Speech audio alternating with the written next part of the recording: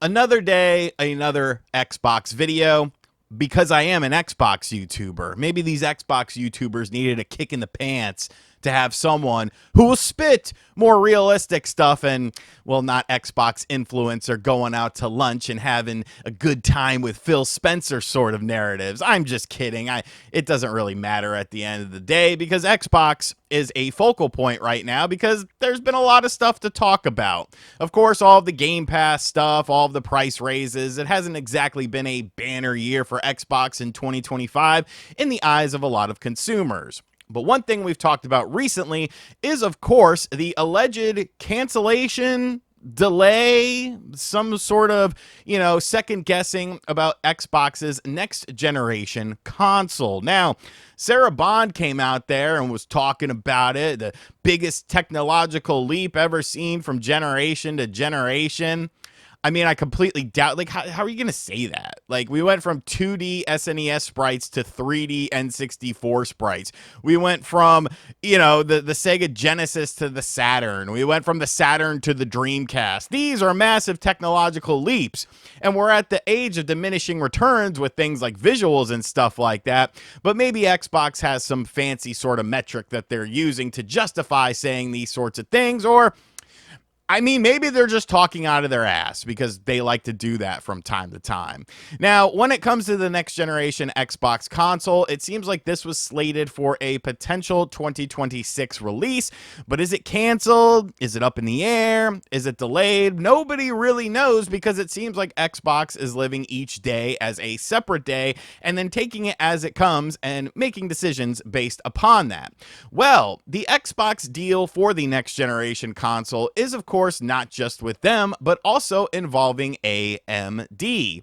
AMD is supposedly working directly with Xbox on this whole sort of thing, and they are the ones that are spearheading this collaboration. We've seen Xbox doing other collaborations with companies like Asus, and now we have information coming to us from a somewhat reputable source, reputable enough to where I feel comfortable talking about it. It is just speculation, like the whole console thing for Xbox is kind of speculation. But this is coming to us from Moore's Law is Dead, and they have accurately talked about various hardware leaks over the past couple of years. Some things they get right, some things not so much right. But when it comes to PC related stuff, they do seem to kind of know something as well. And since we're involving AMD in this situation, obviously there is a strong PC component to this. Now, Moore's Law is Dead put up a video last night, about 12 hours ago or so at the time of the filming of this video, which I will have a link to in the description box down below should you want to check it out. And really, in this video, it is mostly talking about the AMD side of things when it comes to what this quote-unquote console is allegedly going to be. Now, according to what Moore's Law is Dead is saying, this is involving the AMD Magnus APU, basically looking at a potential 2027 release, not a 2026 release. It's going to be like one of the largest chipsets ever used. Like, here's the problem with all of this.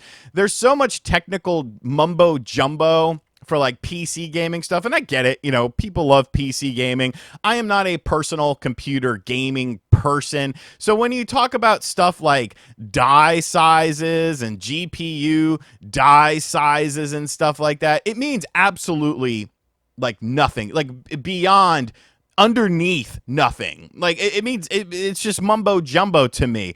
They're talking about stuff like, different Zen 6 cores and, your GDDR7 RAM up to 48 gigs, different core sets within it, all of this sort of stuff. But looking at all of this stuff, I don't care about the technical side of the thing. If that's what you're interested in, I suggest you go watch Moore's Law is Dead's video if you're interested in the technical mumbo jumbo and the PC side of this system, because essentially what is being discussed here and essentially what is being talked about here is what Microsoft maybe has wanted to do for a little while and what many companies have wanted to do, which is essentially bridging the gap between a PC and a home console. The PC that you put under your television set. Now, there is some sort of stuff that is talked about as far as price point is concerned. Moore's Law is Dead is saying it would probably be over $800 for this console,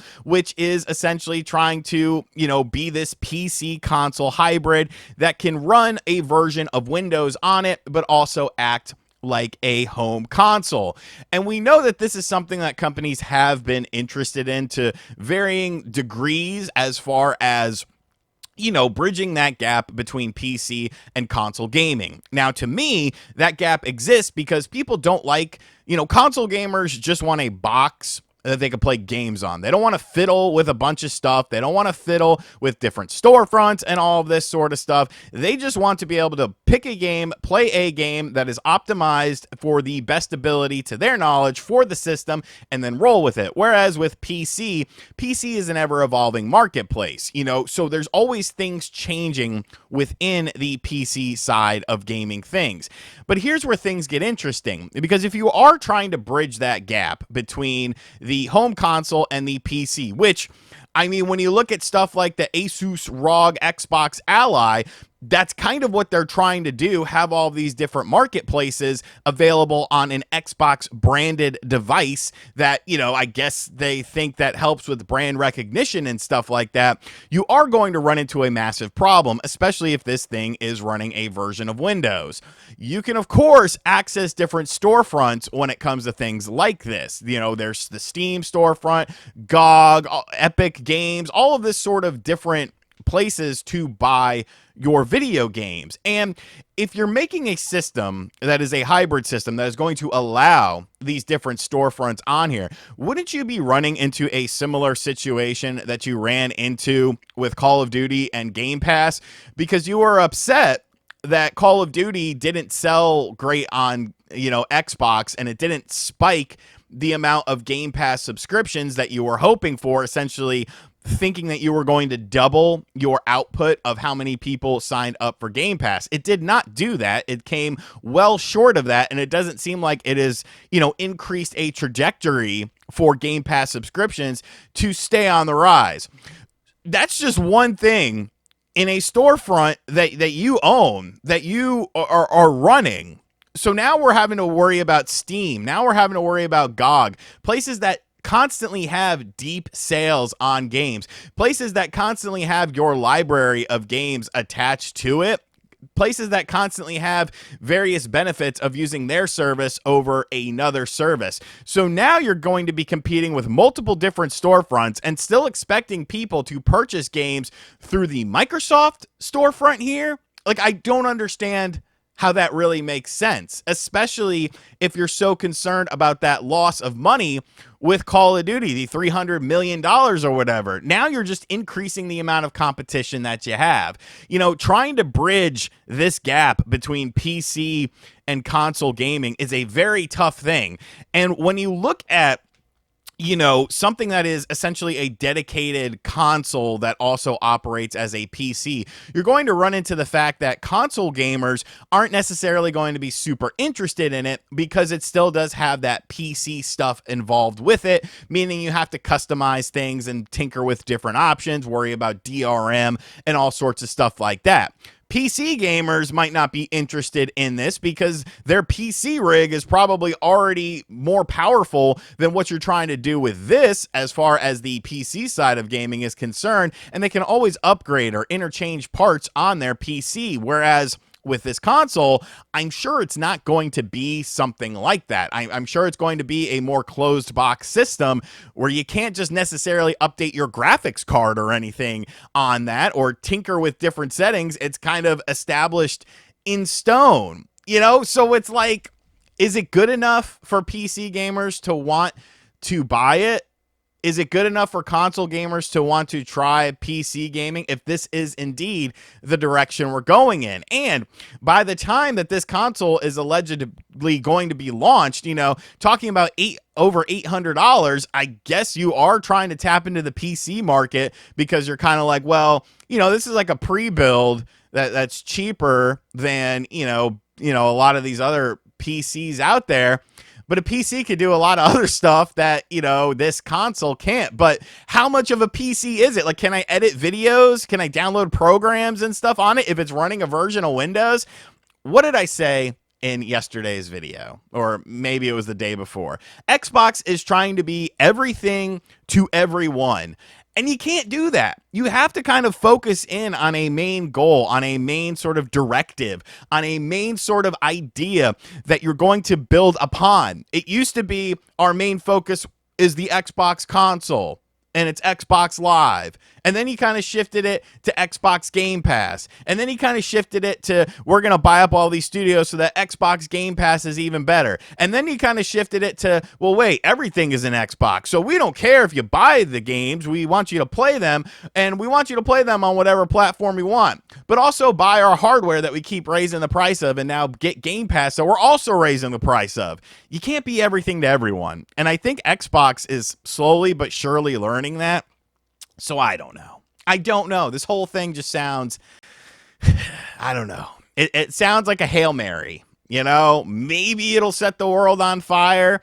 Maybe it won't. Like, who's really to say what the outcome of this is going to be? But if this is the direction that they're going in, I feel like they're also putting up more, roadblocks that are self-inflicted. These are self-inflicted wounds that you're going to be running into with all of these different storefronts and stuff like that. Anyways, guys, let me know in the comments section down below what you think about this. Like I said, I do have a link to Moore's Law is Dead's video if you want to hear more of the technical side of things. Like I said, I'm not super into that sort of stuff. I'm more about the functionality. And when I look at the functionality about this, I do think there are some questions to be asked about this. I said asked. I didn't really mean to say axe. Sometimes that just comes out of me a little bit. What are you going to do, pal? What are you going to do? And as always, thank you guys for checking out this video. If you are new to the channel, be sure to hit that subscribe button. Be sure to like, comment, and share. Hit the bell as well. And as always, I'll catch you guys on the next one. Later.